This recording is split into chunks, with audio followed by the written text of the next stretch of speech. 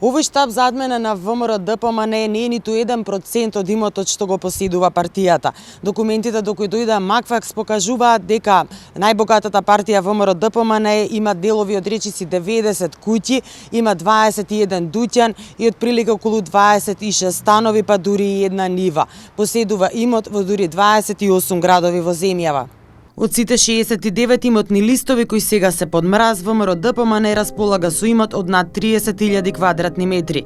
Најголем дел од имотот се наоѓа во Скопје, следуваат Струмица, Кичево, Гевгелија, Кочан и Тетово. Замрзнувањето на имотот следуваше откако председателот на партијата Мицкоски рече дека размислува да ја продаде или изнаеми Белата палата, а во меѓувреме партијата веќе продаде еден стан во Кисела Вода за 100.000 евра, додека во тек е истрагата на СЈО за еден од најобимните предмети талир поврзан со финансирањето на ВМРО ДПМН. Овој имот претежно е купуван во периодот од 2009 до 2015 година. Неголемата куќа од над 300 квадратни метри се наоѓа во Битола, а неголемиот стан од 193 квадратни метри е во Скопје.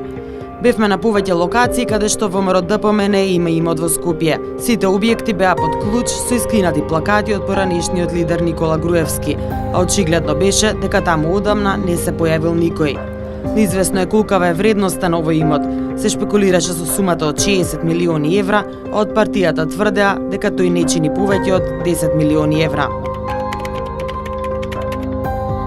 Случајот Талир, кој е во истрага, го отвори најгорливото прашање за начинот на финансирање на политичките партии и отсуството на контрола. Според истрагата, физички лица и фирми кои добивале државни тендери во партијата се одолжувале преку пари во кеш. За овие пари да легнат легално на сметката на ВМРО ДПМН биле користени уплатници претходно пополнети. Членството требало само да стави еден подпис дека донира или уплатува членарина на партијата без да го знае потеклото на парите. На тој начин партијата добива чисти средства со кои понатаму купува имот. Прво осомничен за случајот е поранешниот лидер на партијата Груевски, заедно со уште десетина лица, негови поранешни верни соработници.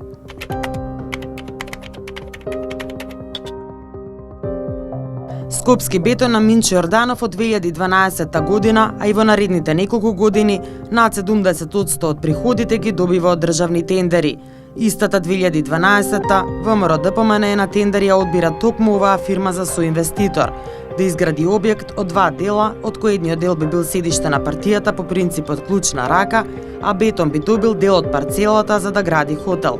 Само во 2012 година државниот урбанистички план се менува дури 3 пати за сето ова да може да се изгради.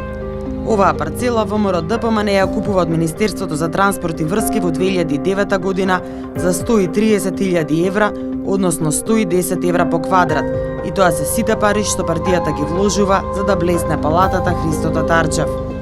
Изградбата почнува. Во меѓувреме произлегува дека бетон добил 630 квадрати повеќе од договореното, па за да се пребијат, фирмата уплаќа на сметка на партијата 2 милиони и 100.000 евра, односно 3.400 евра по квадрат. Ова значи дека ВМРО ДПМН со дадени 130.000 евра за парцелата добива комплетно изградена и опремена зграда која се проценува на 7 милиони евра и уште над 2 милиони евра на сметка, пари со кои понатаму е купуван друг имот. Бетон добива парцела на која треба да гради хотел, но на тоа место се уште има само карабина. За да биде ситуацијата уште поиронична, целото ова земјиште, вклучително и она на бетон, се уште се води на ВМРО ДПМН. Кој бил интересот на бетон да влезе во ваков бизнис останува нејасно. Но Законот за финансирање на политички партии забранува фирма која работи за државата во исто време да влегува во бизнис делки со политичка партија.